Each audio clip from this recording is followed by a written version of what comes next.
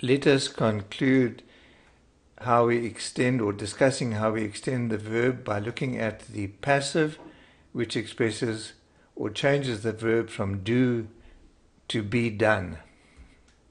Beta, betwa, betwa. Hit, be hit. Uza kubetwa, you will be hit or punished. Bona, bonwa, see, be seen. Ndiza kubonwa ngugqirha ngomso, I will be seen by the doctor tomorrow. Vala, close. Valwa, be closed. Ifestile ziza kuvalwa ebusuku. The windows will be closed at night. Sela, drink. Selwa, be drunk or consumed. Eliyeza maliselwe phambi kokulala. This medicine must be taken before sleeping. Khathaza, worry. Khathazwa, be worried or troubled. Ukhathazwa yintoni, you are troubled by what, or what is troubling you. So that is how we function with regular verbs, which make up the majority of IsiXhosa verb stems. When it comes to verb stems with one syllable, the following: kya, va, and ba are our examples. Kya, kiwa, eat, be eaten. Ileke se ikiwe ndim, the sweet was eaten by me. Va, viwa, hear, be heard. Ingoma iviwe ewalesini izolo. The song was heard on the radio yesterday.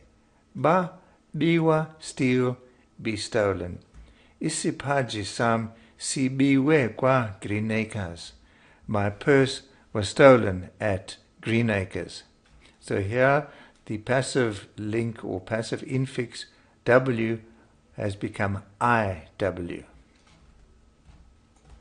Thirdly, using bisyllabic or two-syllable verb stems beginning with a vowel. And our examples are enza, aka, and ala, all three having two syllables only. Aka, or rather enza, enziwa, do or be done. Iti yenziwa ngolu hlobo, tea is made like this. Aka, build. Akiwa, be built.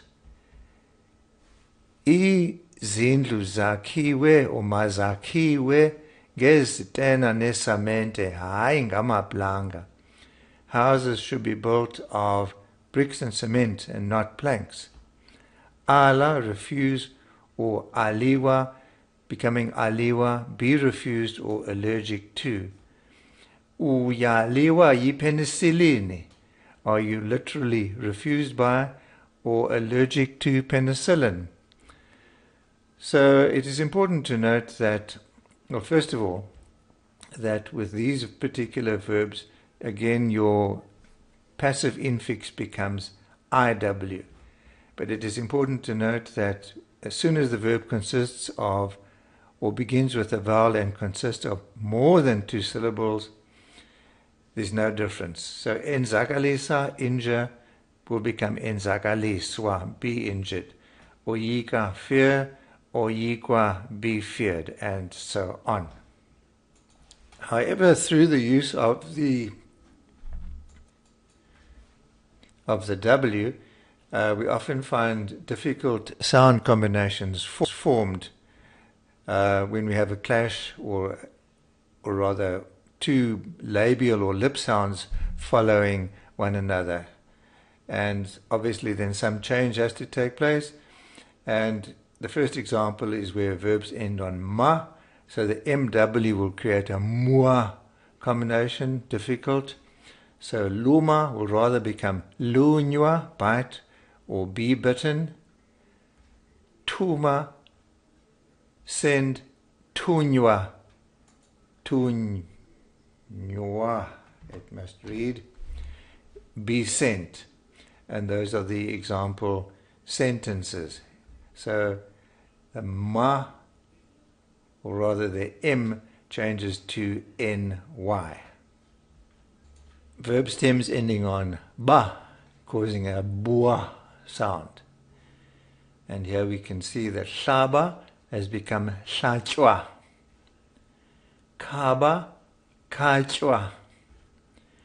And often, even though the B occurs in the middle of the word, that same sound change will apply. So sebenza becomes setyen, or rather sebenzisa becomes setyenziswa.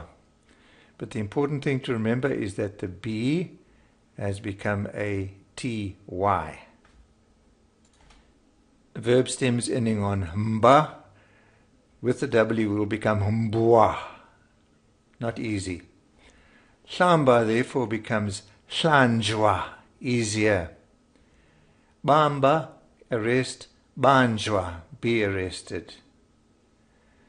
Slightly different with the verb qaqamba becoming literally qaqanjwa, but it is not used like that.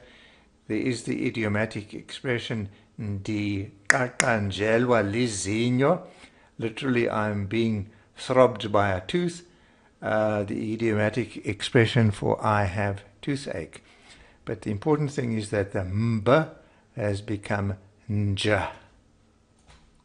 Verb stems, or some verb stems ending on pa, will create a pwa combination, and it's much easier to say the following as in kupa, kuchwa,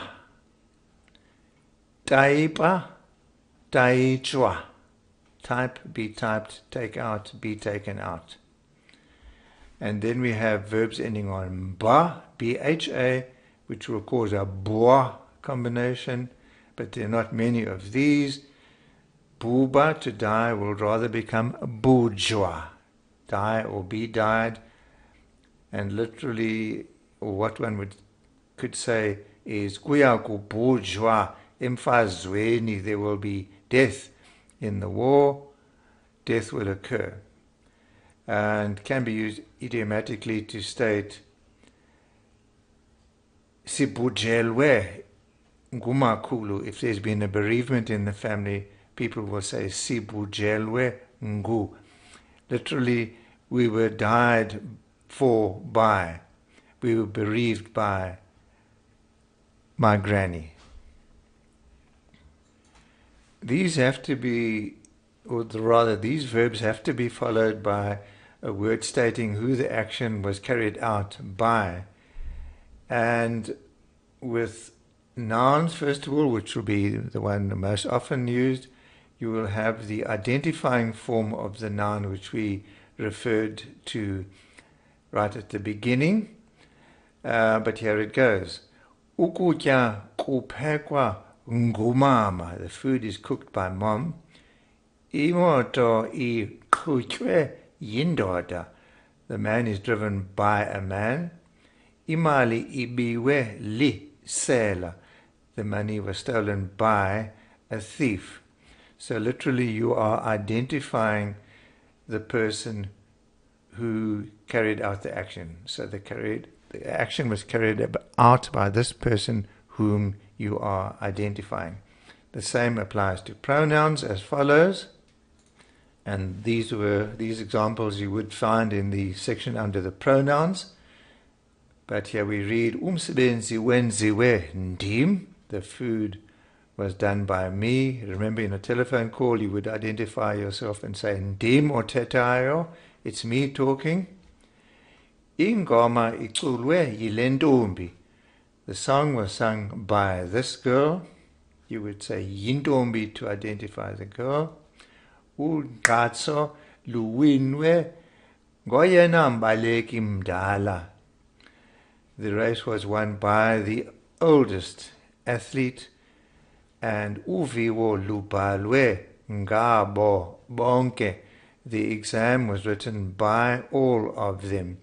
So the various pronouns, absolute pronoun, demonstrative pronoun, emphatic, and quantitative pronouns used in those examples. And that concludes this rather lengthy video. Inkosi kakhulu.